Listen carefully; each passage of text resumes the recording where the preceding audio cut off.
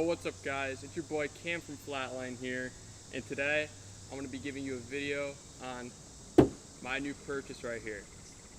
So this is my 2001 BMW 325i.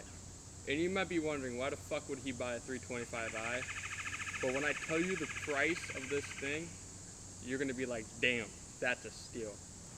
So I was in the market for E36s and E46s, and I was just having like the worst luck. I went to one that was in Pennsylvania. I live in Connecticut, so it was a 3-hour drive, and mechanically that car was a beast, but like cosmetically, windshield was gonna fucking crush in if I went on the highway over 50.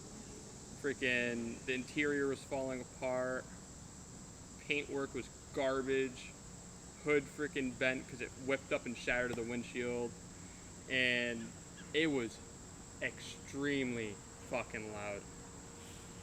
Like, he had launch control on it, and he did the launch control, and I honestly thought I was going to go deaf. I thought a car was coming. But, and then after that car, I didn't buy that one, of course, because I was not going to be able to drive that back 3 hours safely. So then I went on Marketplace, searched around, and I found this green 325i E36 with an S50 swapped into it. That's the, I'm pretty sure that's the M3 motor and stuff like that. And it was like a clean ass car. Nothing wrong with it. I was messaging the guy for a long ass time. It was right out of Connecticut, right in New York, and the guy decided to ghost me the day I was supposed to go. Like, I drove like probably 40 minutes in that direction waiting for him to respond, because I knew the general direction of where he was because of Facebook Marketplace, and I was just waiting for a response. To this day, he has not read or texted back about that car, so that was a bust. And then I was thinking about giving up, looking for a little bit, let the car sales community go up a little bit, like more shit to be posted, because I basically went through all the posts. And then my buddy Cole, he's in the BMW CCA, and they have their own like marketplace on there for members only. And he stumbled across this beauty right here. So he texted it to me. He was like, hey, I'm about to go look at this car. If you don't buy it, I'm going to buy it. Because the price of this car was $2,000. And you might be thinking it's $2,000 because there's a bunch of shit wrong with it. There is nothing wrong with this car at all. So we drive up to Mass, because that's where we had to go pick it up. And we pull up to the house.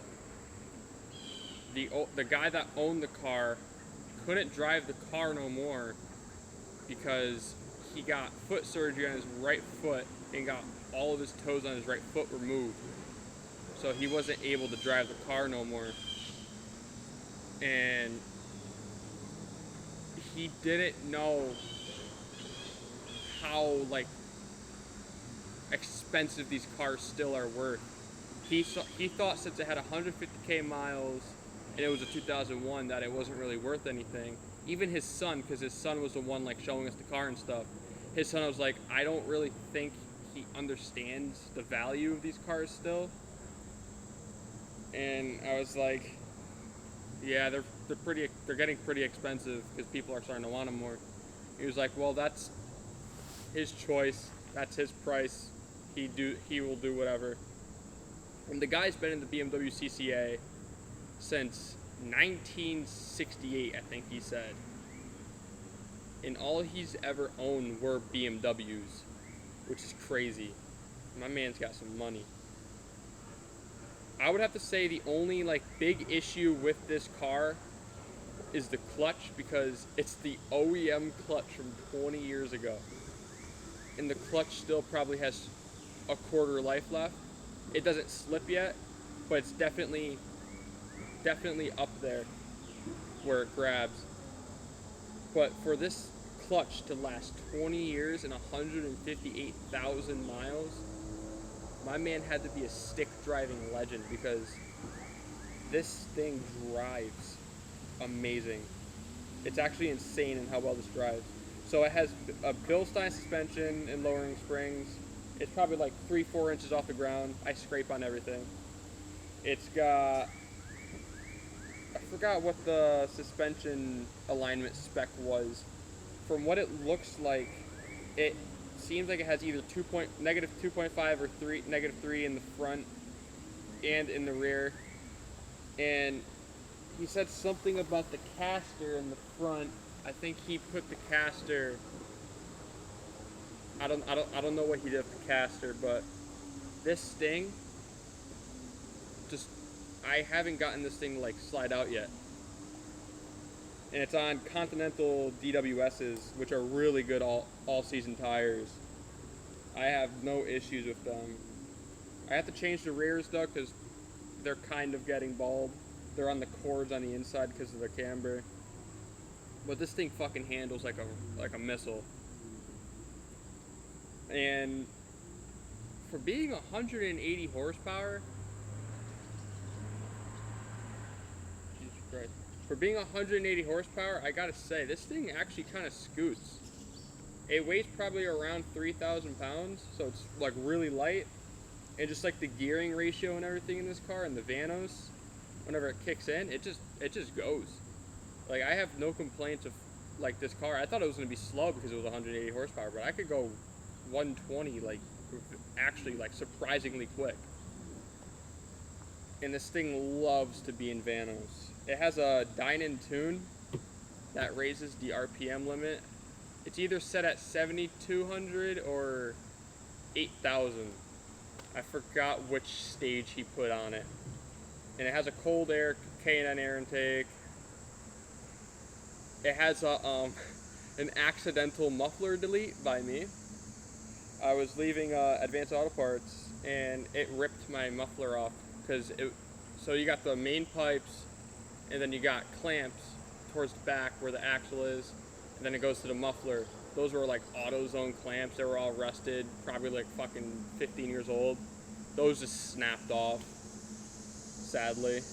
But I actually really like how it sounds, because this has the sport package on it and the winter package on it. And the sport package kind of makes it pop a little. Like, they're not like aggressive like every other BMW owner. Like, they're like bop, bop, bop, bop, bop, bop, instead of pop, pop, pop. Like, it's like more of a burble. And it actually sounds really nice. And it's not like, it doesn't fucking do it the whole time it's revving down. It only does it for like a second after you let off the gas. And the sound that it makes is probably like the perfect noise level, because it still has both the resonators and cats. And it's just no muffler in the end, and it has like a really nice like scream to it. It almost sounds like a Porsche Boxer 6, like probably like a GT2. Not as screamy, but it's a good noise. Like, once it gets past 4,000 RPM, it's like a very like nice like high pitched noise, when most BMWs have like a more like a low rumbly noise to it and like very raspy. But this is like a very smooth exhaust note. Nothing I really ever heard on a BMW. And another thing I like about this car is how well it fucking stops. This thing stops so good for having one piston calipers in the front and rear.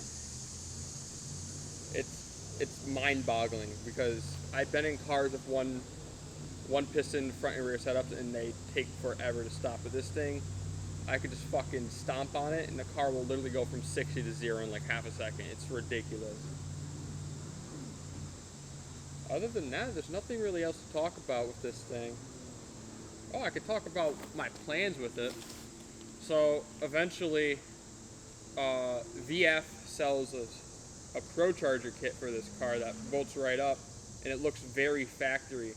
Like, it matches the colors. It goes right above the alternator where the airbox would be, and it adds 100 horsepower with the tune. I'm pretty sure they supply the tune to you with the supercharger, and it sounds really nice. It has like that nice like that Prochargers have, and it sounds like a fucking, like a diesel truck fucking turbo at high RPM, and when you let off, it goes fucking nice flutter noises. And it's gonna be a track car, so I'm gonna put some aero on it, make it look pretty good, make it a track demon. I'm gonna put some Michelin PS4S's on it. Probably gonna go to a 245 because it's on a 225 right now, and if I go 245, it'll make the fitment flush. And I'll probably put Bilsteins as well in the front, and probably replace the rear ones because they are like 16 years old. Because I have every single service receipt that this car's ever had since the guy bought it. I have like 400 papers. It's insane. But other than that, that's basically all about this car. Next episode is going to be about Ty's car, his built WRX. We're going to do a walk around of his car. It'll be better because the lens that I have right now for my camera is a 50 mil. And I can't really get too close, but I bought a 14 to 50 zoom lens, so that will help with vlogging. And because of that, we're going to start vlogging soon. We just didn't really have a camera to do it. We only been using our phones, and we don't really like how that looks because it kind of looks freaking cheesy. But other than that, basically that's it with my car. Alright guys, sorry about that absolutely completely random cut at the end. So I was parked in the middle of a dirt road, well gravel road, and I saw a car starting to come like pretty slowly, and the dude did not look too happy because I was kind of parked like a douchebag in the middle of the road. But thank you guys for watching. I hope you guys enjoyed, and I'm so happy that you guys are going to be along for the journey with my car. And I hope you guys stick around for when we do Ty's car. We also got Anthony's car, his 350Z. We got Kyle with his GLI when he gets it. He's getting one soon. We got my boy GTI Anthony. We got my boy Reed with his Volvo. And that's about it for right now for who's got their cars. Oh, Mason's got a GTI as well. He's just got to get that thing registered. But other than that, thank you guys for watching. I hope you guys enjoyed, and I will see you beautiful people later. Bye!